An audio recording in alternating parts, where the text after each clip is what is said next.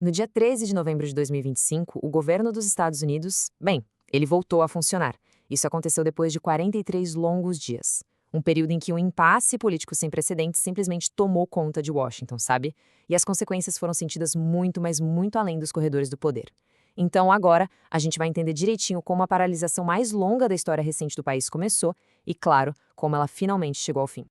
43 é um número para a gente guardar. Foram exatos 43 dias em que o governo federal americano esteve parcialmente paralisado.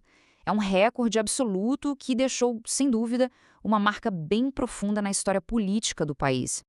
E então, a notícia que todo mundo esperava, depois de semanas de muita incerteza, o presidente Donald Trump finalmente sancionou o projeto de lei que reabriu o governo. Foi o ponto final oficial na maior crise desse tipo que os Estados Unidos já tinham visto. Para a gente entender a dimensão dessa crise toda, vamos começar pelo final. Como é que essa paralisação histórica foi resolvida, afinal? A solução veio de madrugada. Bem no comecinho da quinta-feira, a caneta do presidente entrou em ação, logo depois de uma votação super apertada na Câmara dos Representantes, que finalmente, destravou a legislação.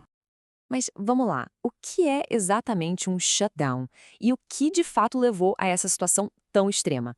Agora a gente vai desvendar a raiz desse conflito. Explicando de forma bem direta, uma paralisação do governo, o tal do shutdown, acontece quando o Congresso e o presidente não conseguem concordar sobre o orçamento. É simples assim. Sem dinheiro aprovado, os serviços federais que não são considerados essenciais são interrompidos. E nesse caso específico, o epicentro do terremoto político foi o dinheiro para a Lei de Acesso à Saúde, o famoso Affordable Care Act. Essa foi a grande reforma do sistema de saúde, a principal bandeira do governo anterior, lembra? O problema é que os republicanos no Congresso queriam cortar os recursos para essa lei e, nenhum dos lados estava disposto a ceder 1 centímetro. E só para ter uma ideia do nível da tensão, o próprio presidente Trump disse o seguinte um pouco antes de assinar a lei, e isso aqui é uma citação direta dele: nos últimos 43 dias, os democratas no Congresso paralisaram o governo dos Estados Unidos para extorquir os contribuintes americanos. Uma fala que mostra bem o tom do debate, né? Só que essa briga política lá em Washington não ficou só nos gabinetes, não.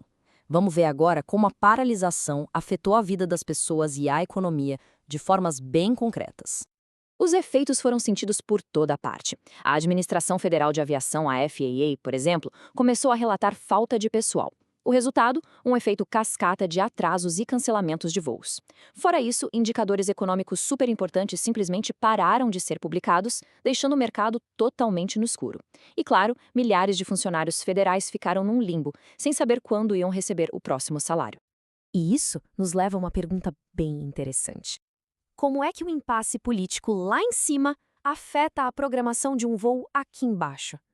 A resposta está na interconexão de tudo.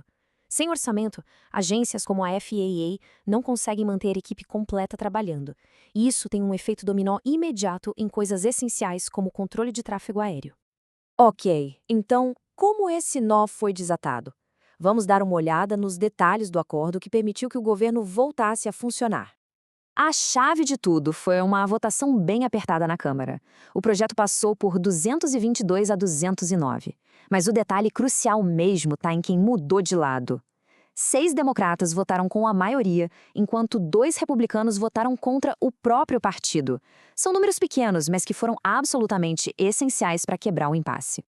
E o que esse acordo garantia, na prática? Primeiro, dinheiro completo para áreas cruciais, como agricultura e veteranos. Segundo, e muito importante, pagamento retroativo para todos os funcionários que foram afetados. Terceiro, a anulação das demissões que aconteceram durante a crise. E, por fim, um financiamento temporário para outros setores, mas com um novo prazo já na mesa. Bom, com o governo reaberto, fica a pergunta: essa foi uma solução permanente de verdade? A resposta curta é não. O acordo, na verdade, foi mais uma solução temporária, sabe? Um tipo de curativo que financiou muitos setores só até o dia 30 de janeiro. Na prática, isso só adiou a briga, criando um novo prazo para que o Congresso achasse uma solução de longo prazo. E tem mais. A solução não foi uma unanimidade, longe disso. Alguns membros da oposição democrata criticaram o acordo duramente. Isso deixou bem claro que as divisões políticas profundas que causaram a crise, elas continuavam bem vivas. O que nos deixa com a grande questão no ar. Foi um acordo para resolver a crise de vez ou só um jeito de adiar a próxima? Tudo indicava que a instabilidade política em Washington continuaria a ser a grande protagonista da história.